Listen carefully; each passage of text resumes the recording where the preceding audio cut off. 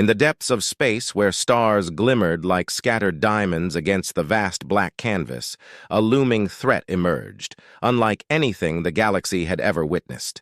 The Hydros, an entity of unimaginable scale, moved with an eerie, fluid grace through the void. It was not merely a creature, but an elemental force of nature, an interstellar wave of destruction that had already consumed 17 worlds, leaving nothing but molecular debris in its wake. The Galactic Council, a coalition of the most advanced and powerful species in the galaxy, had watched in horror as one by one, civilizations were erased, their planets reduced to nothing more than fuel for the Hydros' insatiable hunger. The Council, despite its vast resources and knowledge, found itself impotent, unable to devise a means to stop this relentless force. It was as if the laws of physics themselves bowed to the will of the Hydros, bending and breaking as it saw fit. Amidst the chaos and despair, Ambassador Zephyr of the Saran species, a race known for their advanced technology and strategic acumen, stood on the bridge of his ship, staring at the reports that had just come in. His large, black, reptilian eyes flicked over the armrest display, processing the latest intelligence. No species had ever survived contact with the Hydros, whose outer layer of corrosive liquid could dissolve even the Council's most advanced materials in seconds. The Hydros was more than a physical entity. It was a manifestation of entropy, of the inevitable decay that awaited all things. And now, it was heading towards Earth, the 18th planet in its path, a world inhabited by a species the Council had long dismissed as primitive and inconsequential. Zephyr's clawed fingers tapped the intercom, his voice steady despite the urgency of the situation. "This is Ambassador Zephyr requesting an immediate meeting with Earth's leaders. I come with an urgent warning," he announced, knowing that time was of the essence. He could already envision the planet's surface being consumed, its oceans boiling away, its cities crumbling into the acidic sea that was the Hydros. The thought sent a shiver down his spine, despite his usually unflappable demeanor. He knew the Council had little faith in Earth's ability to mount any meaningful resistance, but he had seen something in the humans that others had not, a stubbornness, a refusal to bow to the inevitable that just might tip the scales in their favor. 2 hours later, Zephyr found himself in a stark white conference room deep within the United Nations headquarters in New York. The room was filled with the most powerful leaders and minds from across the planet. At the head of the table sat UN Secretary-General Terry Sullivan, a man whose reputation for level-headedness and resolve had earned him the respect of both allies and adversaries. His brow was furrowed in concentration as he listened to Zephyr's account, his mind already racing through potential responses. The air in the room was thick with tension, the weight of the situation pressing down on everyone present. They were faced with an enemy that defied comprehension, a force that had wiped out entire civilizations without so much as a warning. Zephyr did not waste time with pleasantries. The situation was far too dire for that. He launched directly into his message, his voice grave and filled with the weight of countless lost lives. "A massive creature called the Hydros is heading for your planet. It will arrive in a matter of days. Your world will be reduced to molecular components, dissolved to fuel this beast's growth, just like the 17 before you." His words hung in the air like a death sentence, the finality of them sending a chill through the room.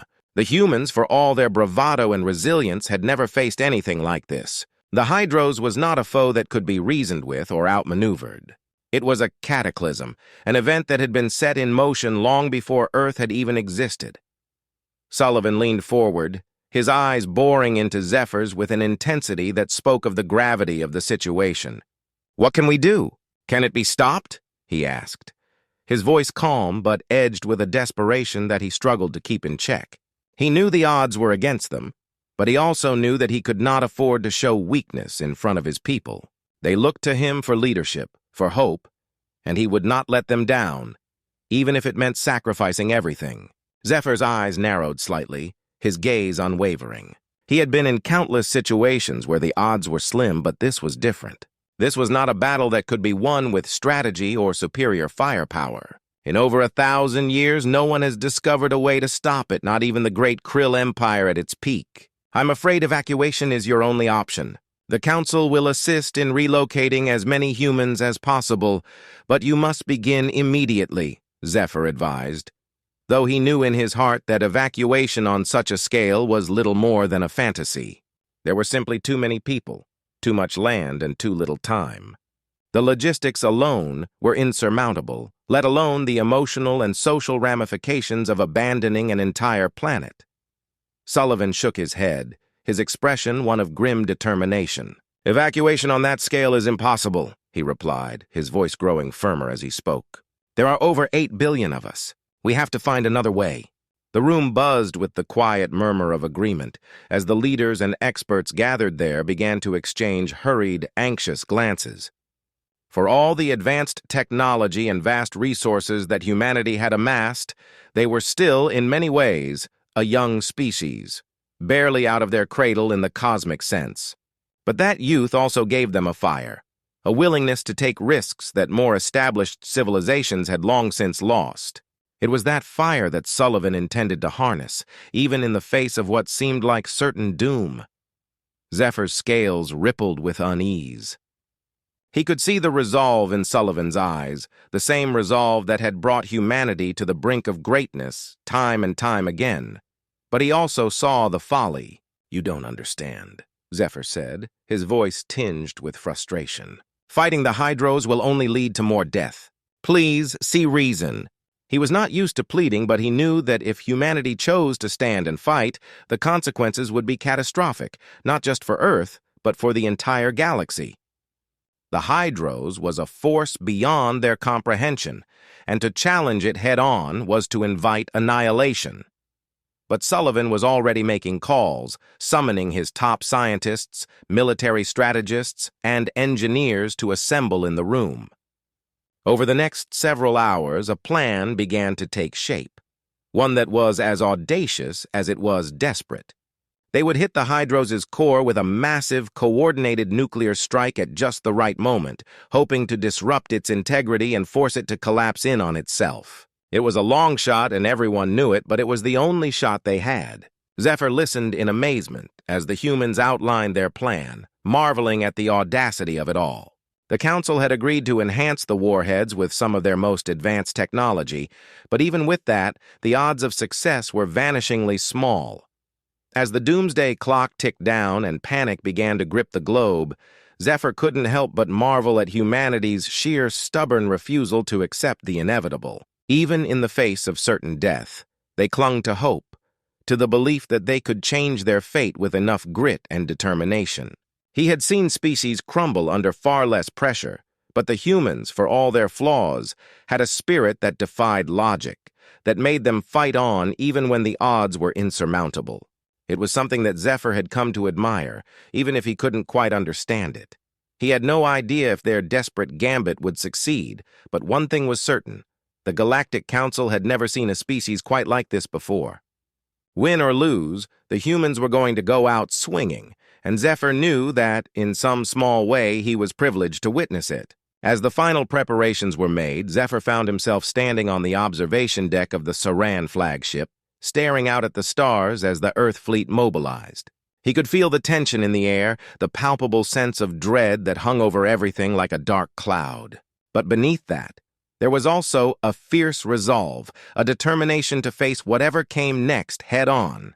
When the Hydros finally entered the solar system, its colossal form blotted out the stars, casting a shadow over the entire fleet. The sight of it, a living wave of liquid destruction, was enough to make even the most hardened soldiers pause. But Terry Sullivan stood tall at the helm of his ship, his heart racing as he prepared to give the order that would either save his world or doom it to oblivion. "All ships prepare to engage," he commanded, his voice calm and steady despite the fear that gnawed at his insides. "We hit it with everything we've got on my mark." Ed towards the Hydros' core, the spacecraft shuddering from the force of the launch. For a moment, it seemed as though they might actually succeed. The missiles raced towards their target, leaving a trail of fire in the cold vacuum of space. But to the crew's horror, the missiles passed harmlessly through the watery form, detonating in the empty void beyond. The Hydros continued its implacable advance, unscathed by the attack that should have vaporized any other foe.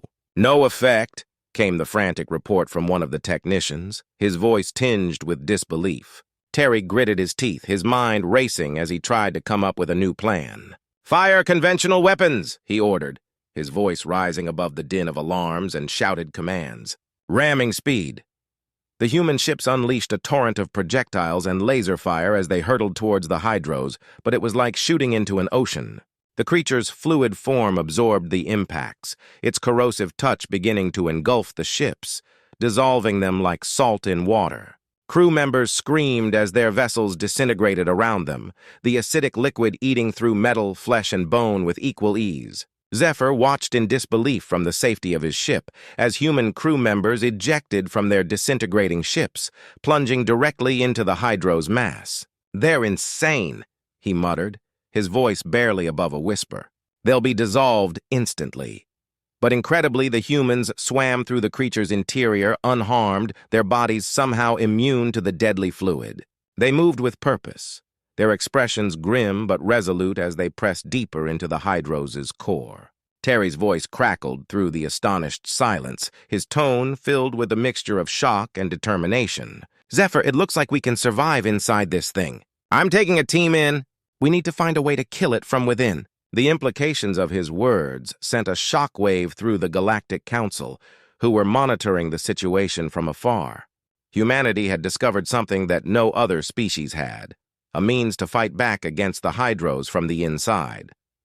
Minutes later, Terry and a group of volunteers, including a reluctant Zephyr, entered the Hydros clad in Saran underwater gear. The interior of the creature was a vast, pulsating chamber, the walls of which glowed with an eerie bioluminescent light. The core of the Hydros, a massive swirling vortex of energy, was visible in the distance, drawing them in like a moth to a flame. Terry took an experimental breath and was shocked to find the liquid breathable. It was as if the Hydros had created an environment that was perfectly suited to human physiology, despite its corrosive nature. "My God, it's like air to us," Terry said, his voice filled with wonder and disbelief. "Take off your masks." The team hesitated for a moment before following his lead, removing their helmets and breathing in the strange, alien fluid that surrounded them. Zephyr's eyes widened in shock as he watched the humans adapt to their surroundings with an ease that defied explanation. He had seen countless species struggle and fail against the Hydros, but the humans seemed to be thriving within it. It was as if the creature's very essence was attuned to their biology in a way that no one could have predicted. As they swam toward the core, Zephyr's suit suddenly ruptured, the Hydro's caustic fluids rushing in. He screamed in agony as his Saran flesh began to dissolve, the pain unlike anything he had ever experienced. Terry acted quickly, dragging Zephyr back, the ambassador's blood staining the water around them. "Human physiology?" Zephyr gasped through the pain, his voice barely audible. "Something about it. Immune to Hydros. That's why never encountered anything like you." Terry's mind raced as he processed Zephyr's words. Human immunity. It was their only advantage, their only chance to stop the Hydros from destroying Earth. Terry turned to his team, his eyes hard with determination. "We have to get the warheads to that core. We set them off manually. We won't survive the blast, but Earth will." Zephyr, fading fast, nodded in understanding, knowing that his fate was sealed. They swam on, each stroke a countdown to their final sacrifice, their only hope of saving their home and the billions of lives that depended on them. As they reached the core, Terry sent one final message to the surface, his words echoing through every comm channel on Earth. "This is Secretary General Terry Sullivan. We've discovered a way to destroy the Hydros, but we can't do it from the outside. We have to detonate the warheads at its core, and only humans can survive the journey there. We won't be coming back, but we'll take this thing with us. All remaining ships fall back to Earth. Protect our home. This is our choice, our duty." Sullivan out. He cut the channel and turned to his team, the weight of they. Had one shot, one chance to save everything, and there was no turning back now. Terry and his team swam deeper into the Hydros, their arms wrapped tightly around the nuclear warheads. The liquid surrounding them felt cool against their skin, almost refreshing, despite the knowledge that it was a deadly corrosive substance. It was a surreal experience, like swimming through a nightmare that had somehow become their reality. As they neared the core, the pressure of the water increased, pressing down on them with a force that made it difficult to move. But they pressed on, driven by the knowledge that the fate of their planet rested in their hands. Suddenly, the liquid around them began to shift and coalesce, forming massive tentacles that lashed out with terrifying speed. "Watch out!" Terry yelled, narrowly avoiding a strike that could have ripped him in half. The team scattered, each member using their enhanced reflexes to dodge the attacks. The tentacles were not solid. They were made of the same liquid that comprised the hydros, but they moved with a deadly precision that made them all the more dangerous. More constructs appeared.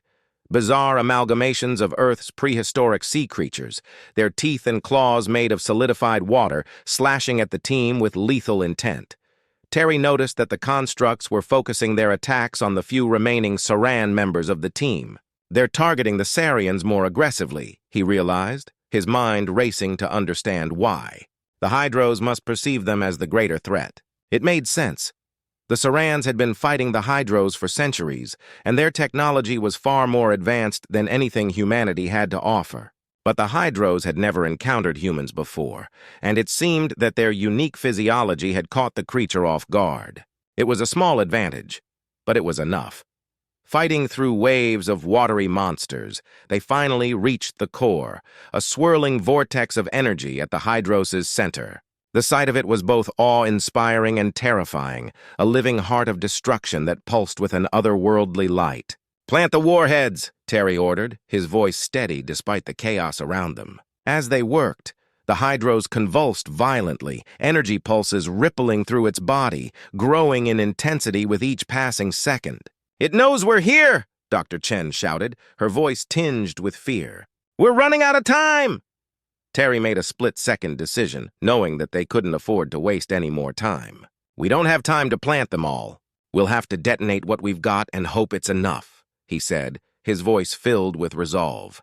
He opened a channel to the Saran fleet, his voice urgent. "Commander, we're activating the warheads. We need immediate extraction." There was a brief pause. Then Commander Aoth's voice crackled through the comms, surprise evident in his tone. "Understood. Launching rescue pods now! Everyone out!" Terry yelled to his team, and they swam frantically through the Hydros' interior, dodging energy pulses and water constructs that seemed to grow more desperate with each passing second. Terry clutched the detonator in his hand, his thumb hovering over the button as they cleared the outer membrane of the Hydros. The rescue pod scooped up the team just as Terry pressed the button, the explosion rocking the creature from within. A blinding light erupted from its core, and the Hydros began to implode, collapsing in on itself as the warheads did their work. From the safety of the Saran ship, Terry and his team watched as the massive creature collapsed into harmless particles, dissipating into the void of space. Earth was safe, at least for now. Humanity had done the impossible, defying the odds and surviving against a threat that had annihilated civilizations far more advanced than their own. The Hydros, the creature that had been the harbinger of doom for countless worlds, was no more. The relief that swept through the surviving members of the fleet was palpable, a wave of emotion that left many on the brink of tears. They had done it. They had faced the unthinkable and emerged victorious, though the cost had been high. Back on Earth, the celebrations were muted by the somber realization of what had been lost. The streets, usually filled with the bustling energy of life, were subdued as people gathered around screens to watch the broadcast from UN Secretary-General Terry Sullivan. His face, haggard and lined with exhaustion, filled the view, a symbol of the struggle and sacrifice that had saved their world. "Today we celebrate a victory for our entire planet," Terry began, his voice thick with emotion. "But we must never forget those who sacrificed everything to make it possible." His eyes, shadowed with the weight of command, drifted across the sea of faces before him, many of whom had lost loved ones in the battle. It was a bittersweet moment, one that brought both relief and sorrow in equal measure. We stood together, as one species, and we proved that no force, no matter how powerful, can extinguish the flame of human determination. Later, Alone in his office, Terry stared at the wall of photos, faces of those lost in the Hydro's mission.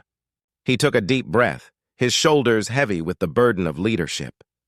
A gentle knock interrupted his brooding, and Dr. Kailas, the Saran scientist who had played such a crucial role in their survival, entered the room. His 4 eyes blinked rapidly in excitement, though they were tinged with a sadness that mirrored Terry's own. "Secretary General," Dr. Kailas began, his voice a strange mix of excitement and caution, "we've made a breakthrough in the lab." He gestured for Terry to follow him, and together they walked through the winding corridors of the UN headquarters to a lab deep within the facility. Inside, the lab was a hive of activity, with scientists and engineers working furiously at their stations. In the center of the room, a containment tank filled with a glowing liquid drew Terry's attention. "What is this?" he asked, his voice filled with curiosity and a hint of trepidation. Dr. Kailas's mandibles clicked together as he leaned over the tank, his excitement barely contained. "This is a sample of the Hydros's fluid that we managed to preserve, but what we've discovered is even more remarkable. We've been exposing human cells to the fluid, and rather than being destroyed, the cells are thriving. They are actively neutralizing the toxins and multiplying at an unprecedented rate." Terry leaned in, captivated by the sight of human cells dividing rapidly within the glowing liquid. "What does this mean?" he asked, his mind racing with the possibilities.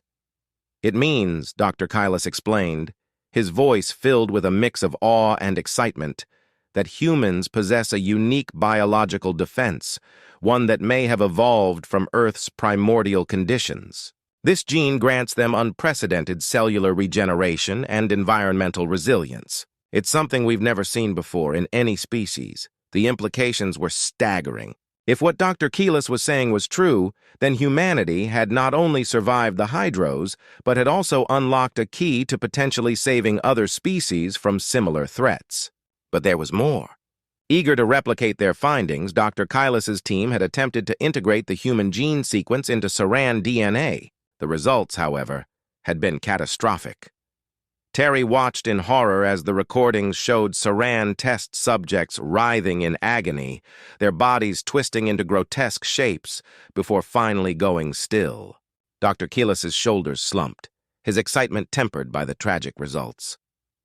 "The gene sequence appears incompatible with non-human biology," he said, his voice heavy with regret.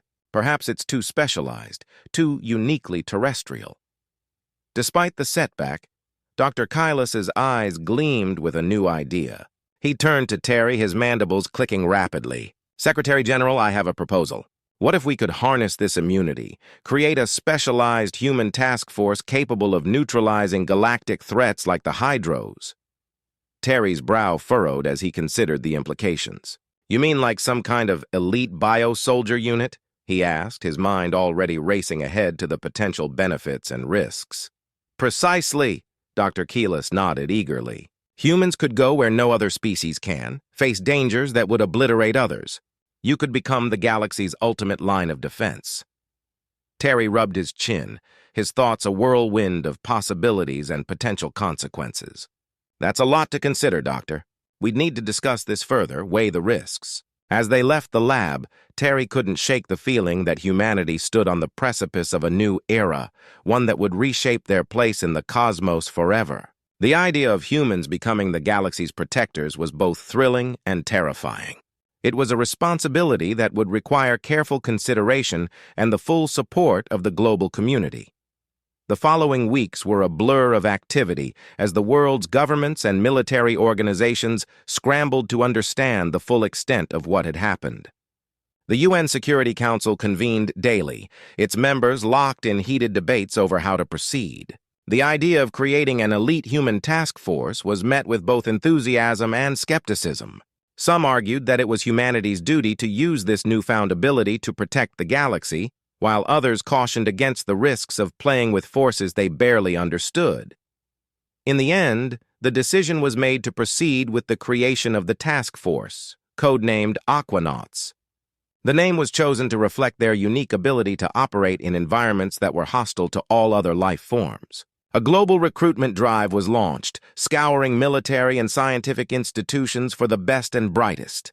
The selection process was grueling, pushing candidates to their physical and mental limits. Only those who demonstrated exceptional resilience, intelligence, and adaptability were chosen to join the ranks of the Aquanauts. Captain Sarah Chen was one of the first recruits to make the cut. A decorated Navy SEAL with years of experience in combat diving, she was the perfect candidate for the program.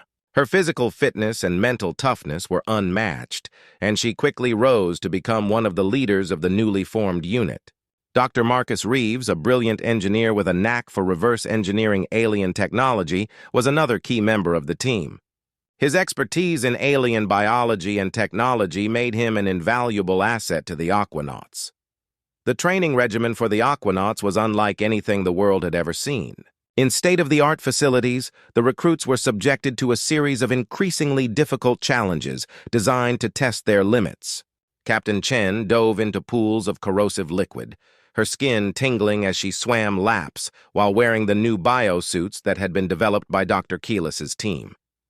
The suits were a marvel of engineering, hugging the Aquanauts' bodies like second skins and providing protection against the most extreme environments.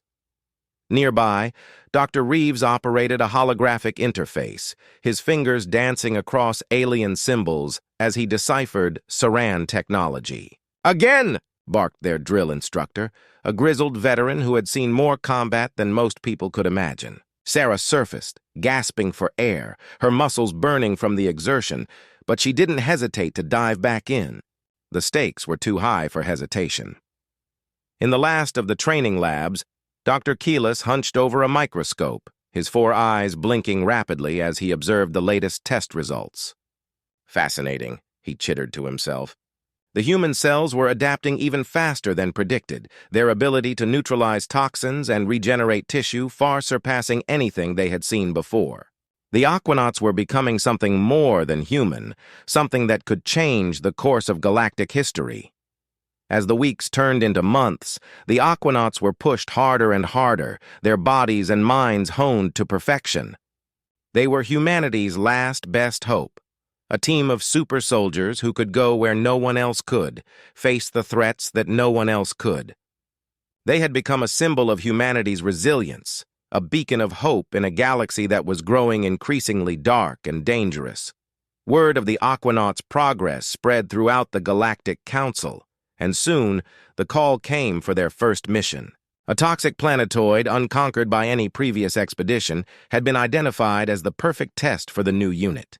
The planetoid's atmosphere was so corrosive that it would dissolve conventional materials in seconds, making it a death trap for any species that dared to approach. But the Aquanauts were not any species. They were the product of human ingenuity and Saran technology, a combination that the galaxy had never seen before.